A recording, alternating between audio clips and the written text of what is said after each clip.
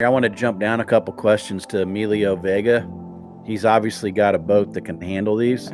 That's a good So he question. goes, I am an end user that he's currently got quad 7s and he wants to repower immediately with the 600s. I'm encountering a huge problem with availability. How can I get them ASAP versus late fourth quarter or first quarter of 2021?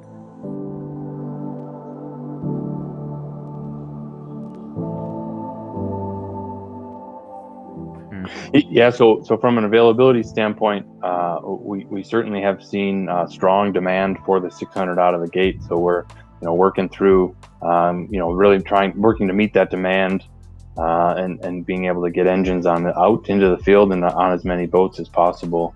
We are focusing with new boat development out of the gate.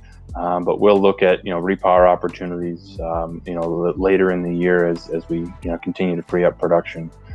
So I would say continue to work with you, whether it's your boat builder or your dealer, to understand what that timeline looks like for repowering. But we definitely see a market for customers who may have high horsepower competitive engines on there that are looking to get into the new 600 Verado.